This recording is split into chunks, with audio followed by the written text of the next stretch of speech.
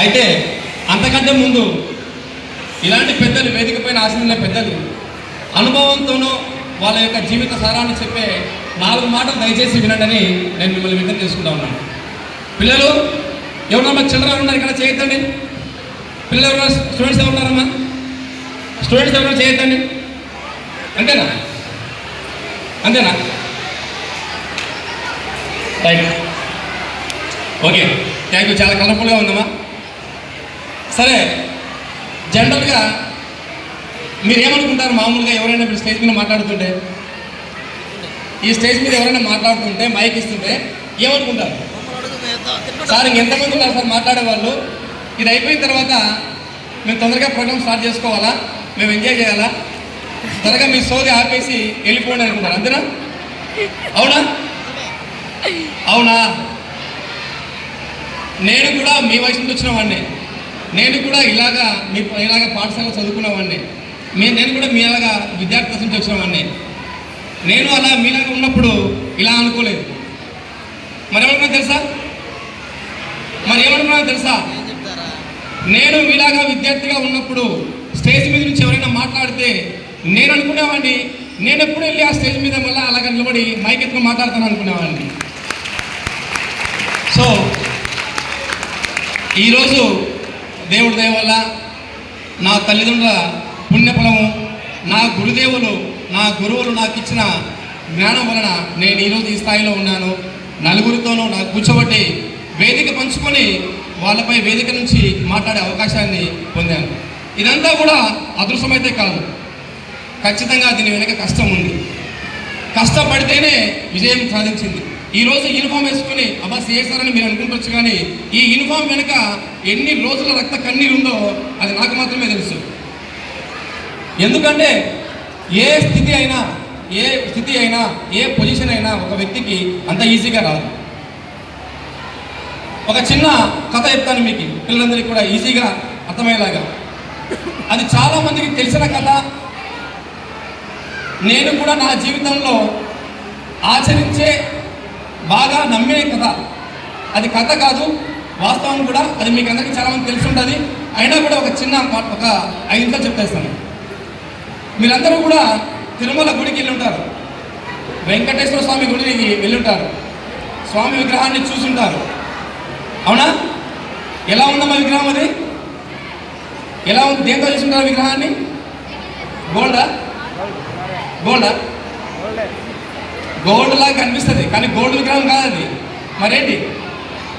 Stone, నల్ల రాతి విగ్రహం. అవునా కదా? నల్ల రాతి నుంచి చెక్కబడిన శిల్పం అది వెంకటేశ్వర స్వామి విగ్రహం. సరే, ఆ విగ్రహము మనం అందరం కూడా మొక్కుతాము. సరే, మనము ఆయన యొక్క దివ్యం తీసుకొని వస్తాము. అలాగే ఆ దేవుడికి ముందర ఉన్న గడప కూడా నల్లటి రాయి. అవునా? ఆ 2 కూడా ఆల్మోస్ట్ ఒకే రాయిని చూసినవే. దేవుడు పొద్దున అందరికీ, భక్తులందరికీ ఆశీర్వదించిన తర్వాత రాత్రి ఆ పౌలింపు సేవ అయిన తర్వాత విశ్రాంతి తీసుకునే సమయంలో ఆ ముందరున్న గడప అడిగిందట దేవుణ్ణి, స్వామి నువ్వు కూడా నల్లరాతి శిలవే, నేను కూడా నల్లరాతి శిలనే. మరి ఇద్దరము ఒకే శిల నుండి వచ్చినా కూడా, ఇద్దరము ఒకే చోట పుట్టినా కూడా, మరి నన్ను తొక్కుతున్నారు, నిన్ను మొక్కుతున్నారు ఎందుకు స్వామి అని అడిగింది ఆ ముందరున్న గడప. అప్పుడు దానికి వెంకటేశ్వర స్వామి చెప్పాడు సమాధానం. ఏమని అంటే, ఓ గడప, నువ్వు నేను పుట్టింది ఒకే చోట ఒకే రాతిలో అయినా కూడా శిల్పి, మనల్ని చెక్కే శిల్పి చెక్కేటప్పుడు నువ్వు 2 దెబ్బలు వేసేసరికి తట్టుకోలేకపోయినావు.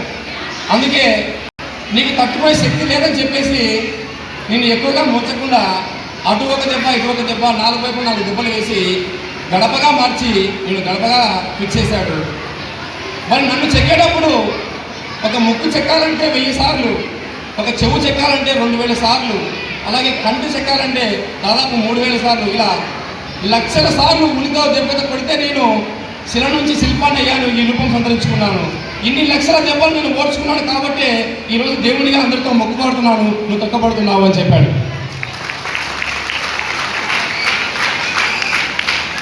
ఇది నిత్య సత్యం.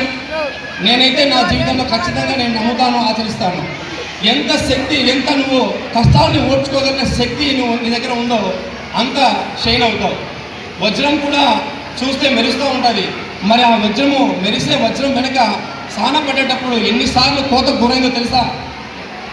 అన్నిసార్లు ఉడిదెబ్బలు పడిన తర్వాతనే శిల్పం అవుతుంది. మరి మనిషి కూడా మహానుభావుడు కావాలి అంటే కష్టాలనే ఉడిదెబ్బలు ఎన్నోసార్లు తట్టుకుంటేనే ఆ స్థితిలోకి వస్తాం. ఇలా వేదిక పైన ఉన్న అందరూ కూడా, పెద్దలు కూడా తమ జీవితంలో ఎన్నో కష్టాలు ఎదుర్కొని వచ్చిన వాళ్ళే, ఒక్కసారిగా వేదికపైకి రాలేదు. సో దయచేసి పిల్లలు మీరందరూ కూడా జీవితంలో కష్టం వచ్చినప్పుడు అది మనకు పరీక్ష సమయం అనుకోవాలా. ఆ కష్టంలో కారే కన్నీరు మనలో నిస్సత్తువ కారిపోతా బయటికి వెళ్ళిపోతూ ఉంటుంది, సత్తువ మిగులుతుంది, ఒరిజినల్ వజ్రం మిగులుతుంది మీ బాడీలో. మనం కన్నీరు కాచేటప్పుడు పోయేది మనలో నిస్సత్తువ, నీరసం, అదంతా బయటికి వెళ్ళిపోతుంది, మిగిలినంతా కూడా ఒరిజినల్ వజ్రం అన్నట్టు. సో ఎన్ని కష్టాలు ఎదుర్కొని, ఎన్ని కన్నీళ్ళు ఎదుర్కొంటేనే నువ్వు మహానుభావుడు అవుతావు, సమాజంలో అందరూ గుర్తించే స్థితికి వస్తావు. సో కన్నీళ్లు తెలవకుండా, కళ్ళు తెలవకుండా జీవితాన్ని మనము దాటలేము. సముద్రము దాటాలంటే మనం తడవకుండా, కాళ్ళు తడవకుండా నడవలేము. కాళ్ళు తడవకుండా సముద్రాలను దాటుతామేమో కానీ మన కళ్ళు తెలవకుండా జీవితాన్ని దాటలేము. కాబట్టి విద్యార్థులందరూ కూడా గుర్తుపెట్టుకోవాల్సింది ఏమంటే, కష్టాలు వచ్చినప్పుడు మనము భయపడి అక్కడ ఆగిపోకుండా, ఇంకా చాలామంది చూస్తూ ఉన్నాం, మేమైతే చూస్తున్నప్పుడు చాలా బాధ అనిపిస్తుంది. చాలామంది ఆత్మహత్యలకు పాల్పడుతూ ఉన్నారు, ముఖ్యంగా విద్యార్థులు. అంటే ఎక్కువగా స్ట్రెస్కు గురైపోయి, ఒత్తిడికి గురైపోయి ఆత్మహత్యలకు పాల్పడుతూ ఉన్నారు, లేదా తమ లక్ష్యం చేరుకోలేమనే భయంతో ఆత్మహత్యలకు గురవుతూ ఉన్నారు. సో అటువంటిప్పుడు మన అమ్మా నాన్నలు 9 మాసాలు మోసి మన అమ్మ మనకు జన్మనిచ్చింది. అలాగే తండ్రి మనల్ని 15 సంవత్సరాలు 20 సంవత్సరాలు మన భుజాలను ఎత్తుకొని పెంచాడు. తన కష్టాన్ని, రక్తాన్ని, చెమటని మనకు డబ్బుగా మార్చి మనకు పంపిస్తూ ఉన్నాడు. ఆ కష్టంతో నాన్న యొక్క రక్తాన్ని మనము తాగుతూ మనం చదువుకుంటూ ఉన్నాం. మరి అలాంటప్పుడు మనం ఏదైనా ప్రయోజనకరమైన స్థితిలోకి వచ్చి వాళ్ళు తలెత్తుకునేలా చేయాలి కానీ వాళ్ళు తలెత్తుకునేలా చేయకూడదు. అలాగే తల్లిదండ్రులమ్మ, ఇక్కడ చాలామంది తల్లిదండ్రులు ఉన్నారు.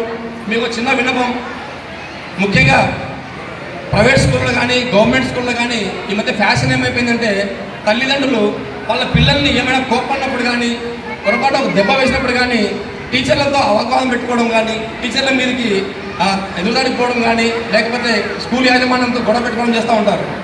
అమ్మ దయచేసి ఒకటి గుర్తుపెట్టుకోండి, ఏ ఉపాధ్యాయులు కూడా మన పిల్లలకి శత్రువు కాదు. ఇంకా నిజం చెప్పాలంటే వాళ్ళ పిల్లల కంటే కూడా మన పిల్లల్ని ఎక్కువగా లైక్ చేస్తారు. వాళ్ళ పిల్లలకి ర్యాంక్ వచ్చినప్పుడు నలుగురికి చెప్పుకొని సంతోషపడతారో లేదా కానీ, వాళ్ళ క్లాస్లో ఒక విద్యార్థి మ్యాథ్స్లో 100కు 100 లేకపోతే సైన్స్లో 100కు 100 తెచ్చుకున్నప్పుడు గర్వంగా అందరికీ చెప్పుకుంటాడు, మా క్లాస్లో 2 విద్యార్థులు 100కు 100 సాధించారు, లేకపోతే పలానా విద్యార్థికి మంచి మార్కులు వచ్చాయని చెప్పేసి వాళ్ళ కన్న బిడ్డలు సాధించినప్పటి కంటే కూడా ఎక్కువగా చెప్పుకుంటారు. మరి అంతగా ప్రేమించే మన బిడ్డల్ని వాళ్ళు కొడుతున్నారు అంటే క్రమశిక్షణ కోసం. ఒక విషయం గుర్తుపెట్టుకోవాలమ్మా, చిన్నప్పుడు ఉపాధ్యాయుని దెబ్బలు తినకపోతే పెద్ద అయితే పోలీస్ లాఠీ దెబ్బ తినాల్సి వస్తుంది. చిన్నప్పుడు ఉపాధ్యాయుని దెబ్బ తినకపోతే పెద్ద అయ్యాక పోలీస్ లాఠీ దెబ్బ తినాల్సి వస్తుంది. ఎప్పుడైతే మనం ఉపాధ్యాయుని శిక్షించకుండా ఆపుతున్నామో సమాజంలో పోలీస్ అవసరం పెరిగింది. మేము మాత్రంలో అయితే ఖచ్చితంగా దెబ్బలు తినే పెరిగాం. అందరికన్నా తల్లిదండ్రులందరూ కూడా ప్రతి ఒక్కరు చదువుకున్న